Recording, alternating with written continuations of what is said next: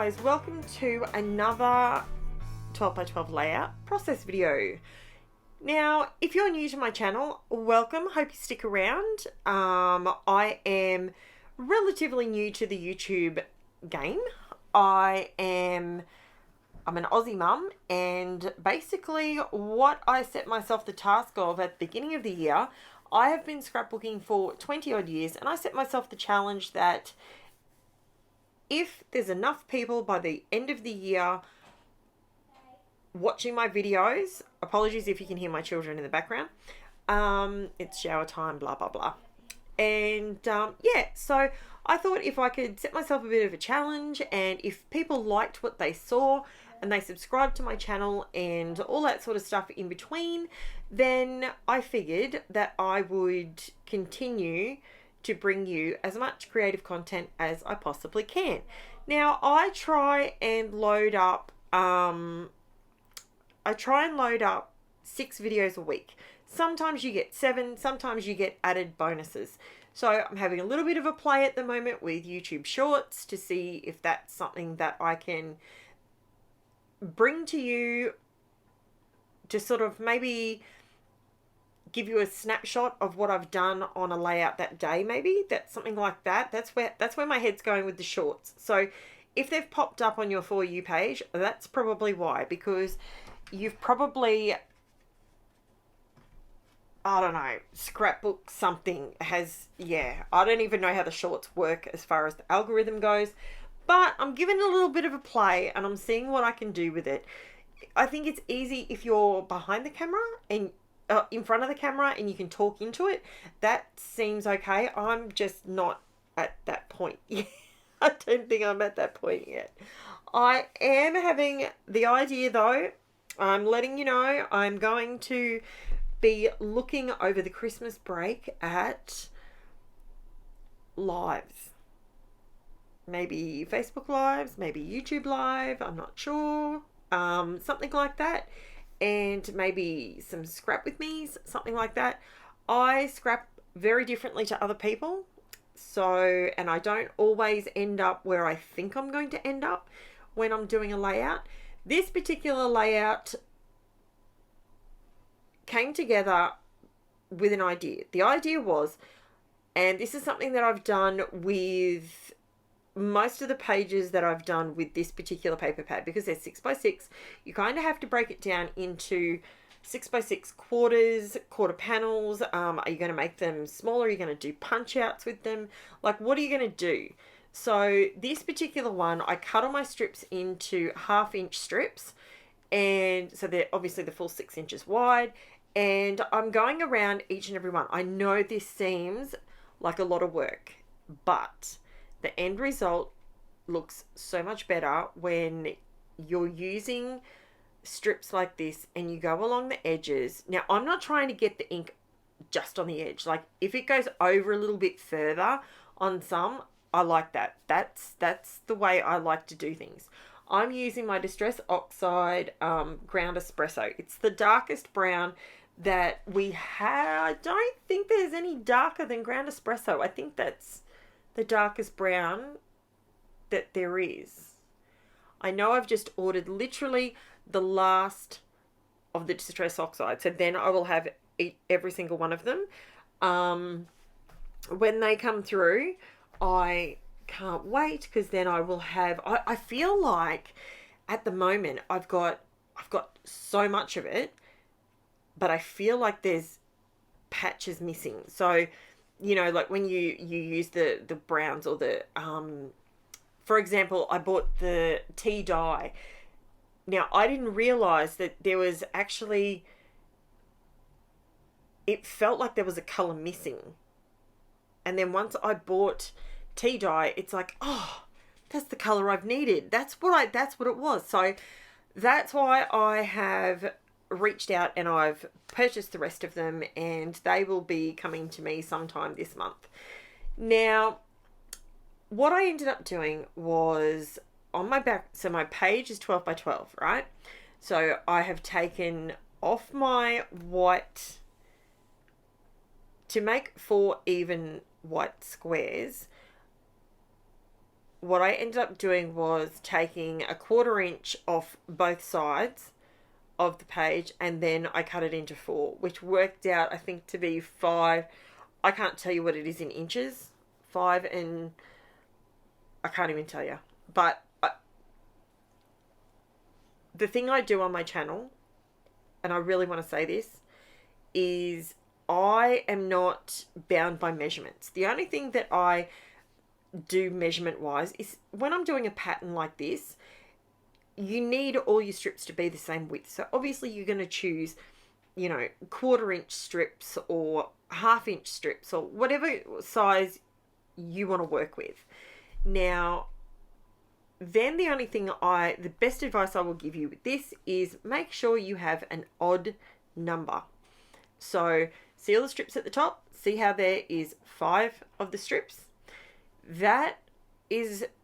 That's how you don't end up with the same one next to each other at some point in the pattern. So you can see all I'm doing is I'm going from one end through to the other, and then I do make a mistake with one of them and I ended up pulling it back up again. So you can see all I'm doing is going along, and it's super, super simple. There's nothing technical. You can see I'm just scribbling on the edge of it there with my pencil. The reason I'm using my trimmer to do this is, one, it's quicker to flip it underneath the Fiskars trimmer. The Fiskars trimmer actually has a piano wire in it, so you can actually see exactly where the blade is going to cut. That is one of the things that I would honestly say is integral to getting your squares, your rectangles, all of that, to get it all plumb, to get it all to go. See how I've left that white gap between all of them? They're not perfect. Don't look too close. They're really not perfect, but it's a way that you can really sort of get it together and it looks like, wow, it's perfect. But trust me, I've got some crooked ones on there. I did remove one, and I nearly left it just a fraction too long. If you're new to my channel, I use art glitter glue. Now, that glue, she holds on tighter than a baby to its mama. Let me tell you, it is so good. Once it's down and you give it like 5 seconds, you don't have the opportunity to peel it off.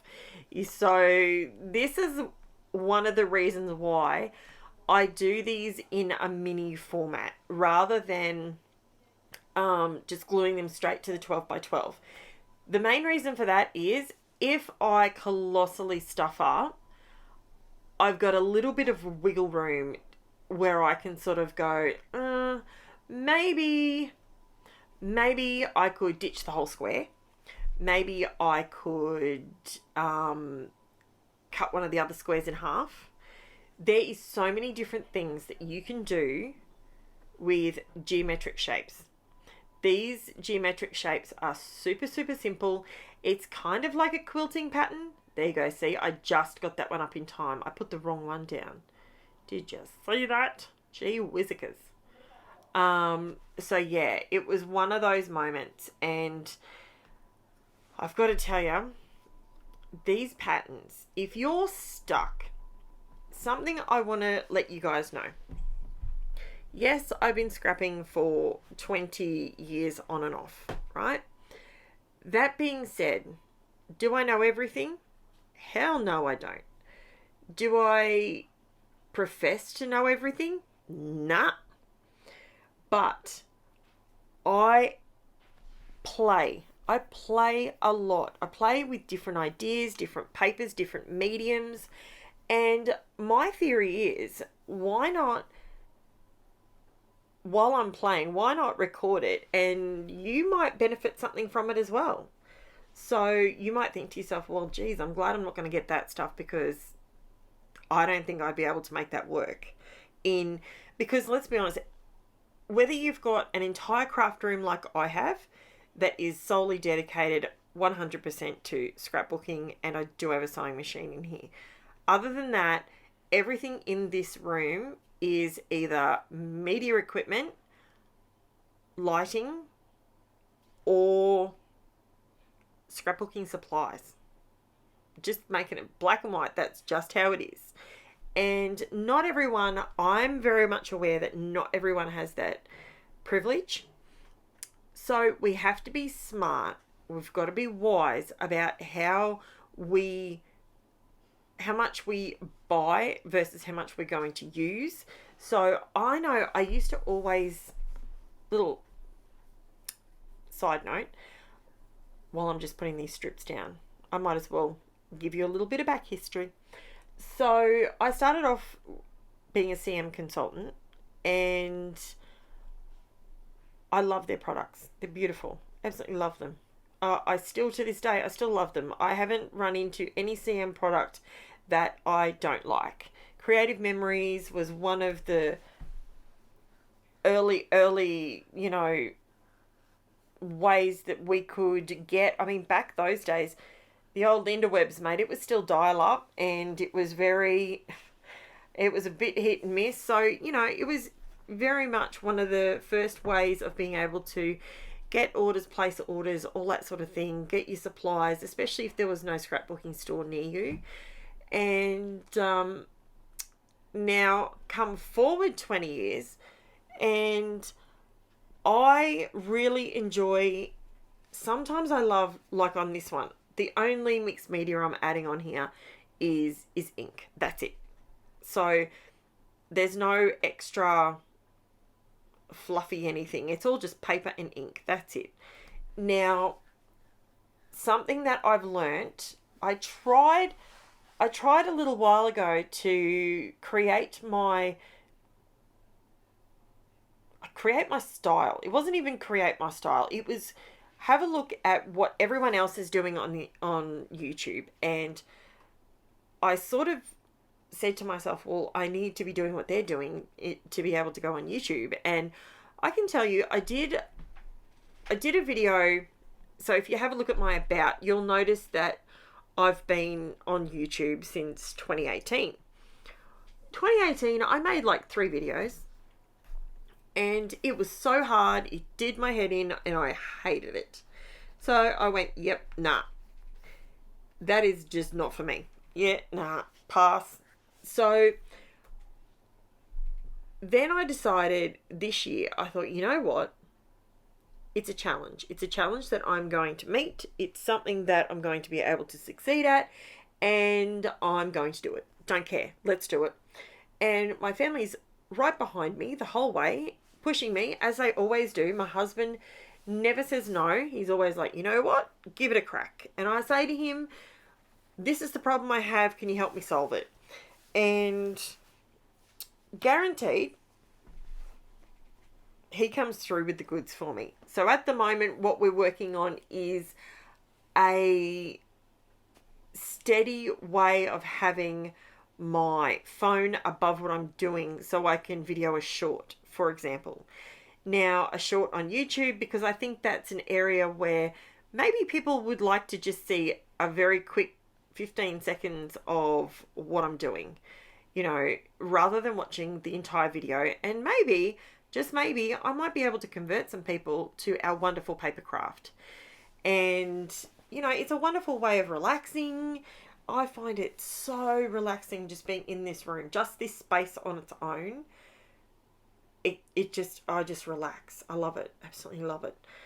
So I am still just adding these strips down. Now, I leave all of this, if you're new to my channel, I leave all of this in. This is literally start to finish of this particular page. This page, yes, the video is 26 minutes long, okay? But I left it that long purely and simply, I could have sped it up further, but the reason I left it in there is because it gives me some waffle time to tell you guys things I'm thinking of or whatnot. And the reason I leave it all in is so that my newbies out there, I've got a couple of you guys, and you're new to it, and you've not seen these techniques done, or maybe you want me to explain something a little bit more. And that being said, that's why I leave it in here. It's not so I'm guaranteed you're going to watch 26 minutes and 13 seconds worth of video. That's not the case. You could watch this in fast forward. I do that quite often. So now what I'm doing is I'm going around. So now I'm actually at the point where I need to start building my page. Now I wanted the border to be the matching brown. This is something that I have a thing with matchy. If I use like ground espresso, I want my entire page to have that same brown. I don't want to try and mix and match it with other things going, oh, yeah, it's close, that'll do. That's not what I like to do. I like to make sure everything is bang on the money. Now, this is where I join these squares onto my 12 by 12 that already has my brown border put on there, and I just use a bit of art glitter glue because it's easier to get everything on there, and I know these squares are not going anywhere. So as you can see, all the patterns, they're all sort of, if you look at one, it's turned as it goes around. Now I'm looking for some other papers out of the pack. I'm using the plain ones. I'm trying to use up these plain ones because I don't want to get it to the end where I've got no pattern left and all I've got is these solid colors, because that will just be really difficult to use all up. So, well, it wouldn't be difficult, but I'd just have to think about it a little differently. Now, so I'm doing a triple matte on this photo because I want it to stand out. This photo is a sunset that over Brisbane. We were coming home. We were on the south side, and we were coming home after my father-in-law's 80th. And I got to tell you, this photo was just stunning. Absolutely loved it. Stunning. And I was on Pear Tree CUTFILES, and they had a cut file saying absolutely stunning. And I went, it's perfect. So bought me the cut file, and this is where I decide, how am I going to color it? How am I going to put it on my page? What's going to look right? I love to cut out my titles on my Cricut. I own a Cricut. It was the best investment. The reason I like to use my Cricut where possible, if you don't have a Cricut, that's okay. Don't stress. You can literally, you can use thickers, you can use stickers, you can use, you might have some dies, with a manual die cutting machine, or if you're extra lucky, you might have an electric one. There's so many different ways to create them. These particular cut files, they are absolutely gorgeous.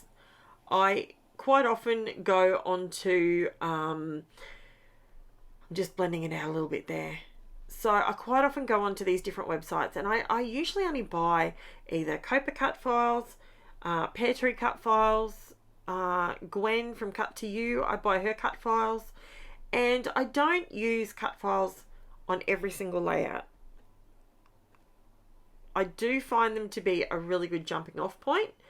And for example, this particular one, this is awesome. Now, can you see the problem I've got? I just went through and made my title, did not think about the fact that those colors are quite literally matched perfectly to the colors in the background, and I lose my word. So then I thought, maybe I can just soften it with some tissue paper, some tracing paper.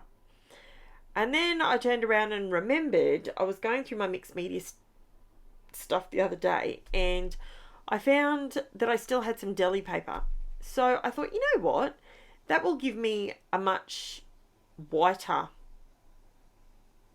hue in the background. So see, you can still see the pattern through it, but I definitely wanted it doubled. So I just went over it with some glue.